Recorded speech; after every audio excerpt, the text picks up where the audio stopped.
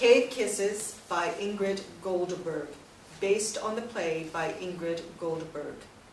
Information and facts of the Yuchi tribe given by the Yukian shaman David Hackett, Wokotela. It is outside. It is dusk.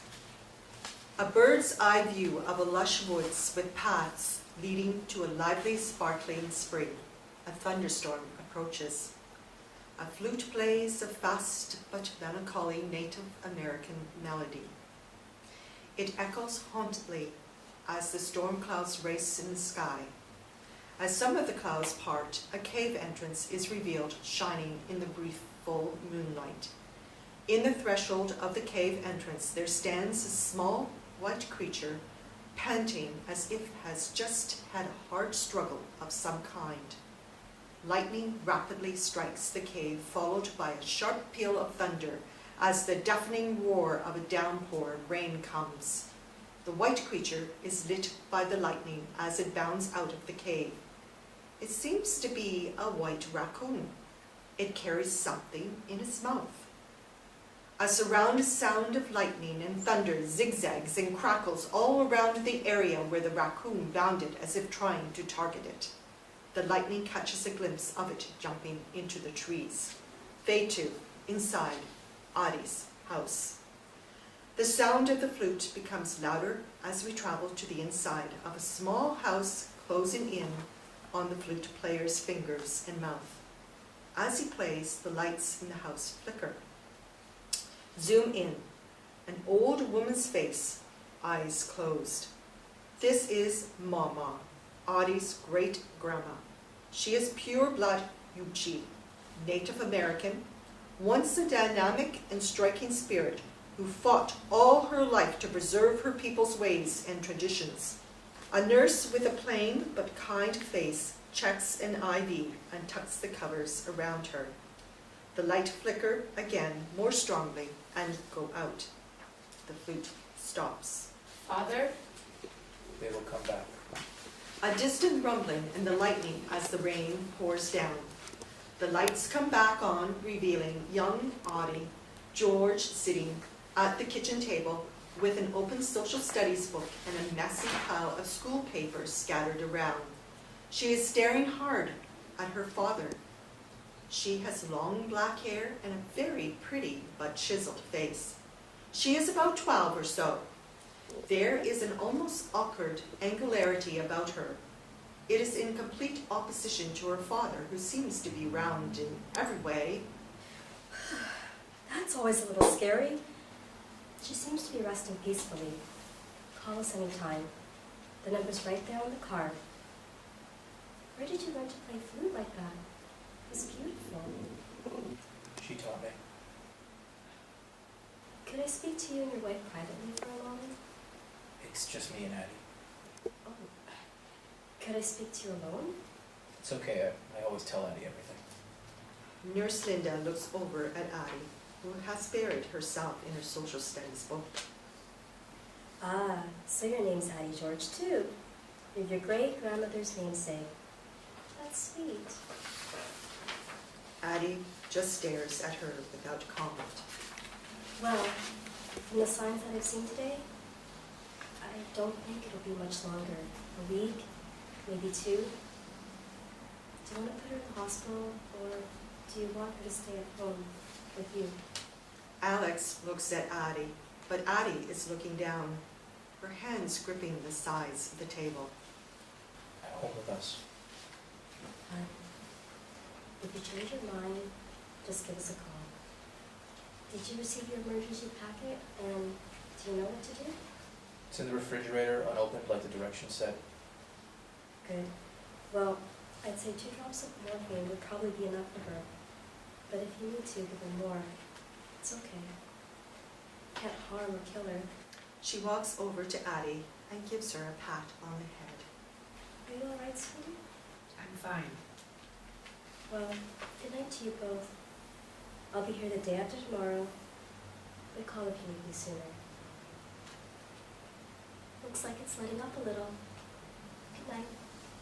An awkward silence between Addie and Alex. Neither one knows how to comfort the other. Thunder and lightning are heard in the distance as the rain picks up again. Addie, Yes, Father? there's a town meeting tonight about selling the cave to a water bottling company. Yes, they told us about that at school. Don't you understand, Addie? It will destroy the cave. They will destroy the cave? Yes, Addie, they will slowly section her off bit by bit until she is drained dry. Then they will abandon her without a thought. There's nothing we can do. You know how attached your mama is to that cave. I want to go for her. I want to try to fight for it. Do you want to come with me? Addie doesn't believe that it could make a difference. Go to the town meeting, Father. I'll be fine. Alex is disappointed. He starts going to various cabinets, pulling out flashlights and candles as he talks. Well, listen, here are some candles and flashlights just in case. I'll be working the night shift after, so I won't see you until the morning. Here's the cell phone in case the phones go out. Oh, and here's a lighter for the candles, and I'm worried about Yo. cats have a way of knowing where to go in a storm. She'll be back. He goes up to Addie as if to hug her, but gives her a pat on the head instead and leaves. What am I? A dog? Addie gets up from the table and slowly goes to Mama's bedroom door. She opens the door and silently stares at Mama. Mama? Fade to flashback. Inside Mama's bedroom 3 years ago, Addie is a child of 9 running into Mama's room, a white cat following her. Mama is sitting, sewing a quilt and drops everything to embrace the child that runs to her. Mama, I'm scared. She runs into Mama's arms. I'll never leave you. Never, ever. Jump cut to present day cat howling. Yo, a white cat, is howling and scratching at the front door. Addie runs to the front door, forgetting to close Mama's bedroom door. Yo! Yo, you came back. Addie opens the front door, forgetting to close it as Yo, sopping wet and anxious, rushes in and immediately leaps on the table on top of Addie's open social studies book, sending the cell phone to the floor in the process. Yo! Oh, no. Addie grabs a towel from the kitchen. Addie drops the towel on Yo and scoops her up in her arms. A huge white spider pops out of Yo's mouth and lands on Addie's wrist and bites her. What the? She brushes off the spider and drops Yo. A great peal of thunder and lightning. Yo retrieves the spider and runs with it into Mama's room. The lights go out. A crunch as Addie steps on the cell phone. In a great flash of lightning, a huge Thai snake slithers into the house and into Mama's room. The lights flicker back on. Addie is holding her wrist. Benadryl. Where's the Benadryl? Addie rummages in one of the kitchen drawers and finds a bottle of Benadryl. She chugs down half the bottle. Addie sits down and puts her head down on the other arm. Yo comes in from the bedroom and jumps up on the table and proceeds to lick Addie's wrist, where the bite is. A brown spot emerges from the wound, looking curiously like the silhouette of a bear. Yo lays down and begins to purr. The purr encompasses everything. Cut to Mama's bedroom. The white spider fiercely weaves a web on Mama's ivy stand. Mama's closed eyes flutter. Cut to deep inside the cave. A white spider furiously weaves a web over the top of a crevice. The inside of the crevice glows with dark blues. Cut to cave entrance. The silhouette of a huge bear growls victoriously as the thunderstorm rages. Cut back to Addie still in a swoon. Coming back to consciousness, Addie lifts her head to pet Yo. But something is amiss. The creature she is petting is bigger than a cat. She opens her eyes and realizes that it is not Yo. It is a white raccoon. A silent stare down happens. The raccoon appears to be smiling. The raccoon bounds off the table and runs into MAWMAW's room. A crash is heard as Addie follows the raccoon. The tie snake is on MAWMAW's bed, coiling faster and faster. The raccoon watches from the dresser. Addie stops in her tracks, frozen with fear. A memory strikes her. Noise. I need to make loud noise. Shaking with fear and urgency, she runs into the kitchen and finds 2 pans. She starts hitting the pans together and stomping as loud as she can, going as close as she dares to the bedroom. The white raccoon pounces on the bed and the tie snake slithers off and out the front door. Addie slams the front door shut and collapses to the floor. Cut to MAWMAW's face. She is smiling. Back to Addie on the floor. Yo yells and runs from the bedroom to Addie. She is helplessly tangled up in something. Addie giggles and slowly but efficiently disentangles Yo, kissing and patting her as she does so.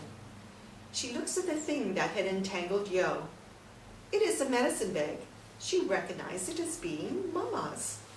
Why did they take this off? They should never have taken this off. Addie goes to MAWMAW. She gently lifts her head and puts the medicine bag on her.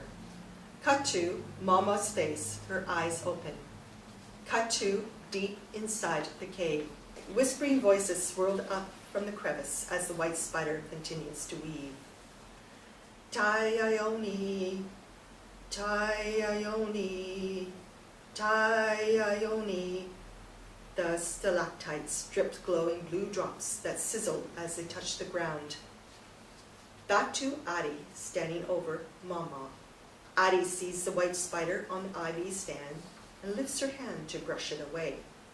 In a sudden and swift movement, MAWMAW catches Addie's hands in her own in mid-motion, firmly but gently.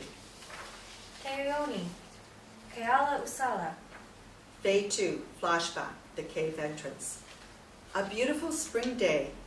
The spring in front of the cave is bubbling joyfully. Addie is a child of 5. She is wading in the spring as MAWMAW sits on the bank, dangling her feet in the cool water. Alex, Addie's mom, and grandma are in the distance filling containers with the sweet water from a small waterfall. Addie runs up to MAWMAW and playfully splashes her.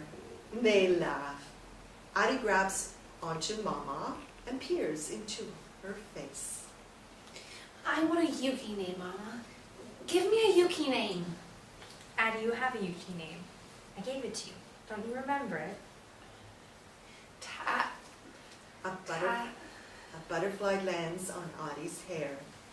Teoni, little star on the wind. She was an ancestor of yours. Legends say she became the spirit of this cave. Addie dances and twirls back into the stream. The butterfly follows her as she twirls around and around. Tai-Ione. Tai-Ione, I am the spirit of the cave. Fade out, back to the present. MAWMAW and Addie holding each other. They find themselves a little entangled in the IV tubes. Ugh, get these off. Should I call the nurse? This is not a time for nurses. Oh my, I have diapers on. This is like a very slow past life regression. Mama. Addie George. Here is Addie George taking care of Addie George. How long have I been asleep? Days. The nurse said... Let me take a good look at you. You look terrible. We must do something for you very quick. What? Mama, you are the one who's Dying? Yes, my body is dying, but not my spirit. Mama, everyone is leaving me behind. No, Addie. I need you to think hard. I told you I would never leave you. It is you who are leaving us. I don't understand. You know what you know, but you have forgotten what it is that you know. I want to understand. Mama stares hard at Addie. Addie, I'm very thirsty. Do we have water from the cave spring in the house? That good, sweet water? Bring me some. And you have some with me, like old times. Addie goes to the kitchen, followed by Yo, who jumps on the counter as Addie pulls out a huge water container with a spout from the fridge. She fills 2 big glasses with the water and carries them to the bedroom. She has not closed the spout fully, so the container continues to drip water to the floor. The drops of water from the spout become a glowing blue as they hit the floor. Yo jumps down and laps them up. Cut to the bedroom. Addie hands a glass to Mama, who has a twinkle in her eyes. Just like old times. Whoever finishes their glass first gets to tell a story. Ready? 1, 2, 3, go! Mama and Addie take their old game seriously as they each chug away at the water, keeping an eye on each other. Cut to Yo by the water container. Yo begins to jump at the spout to open it. Cut to Mama.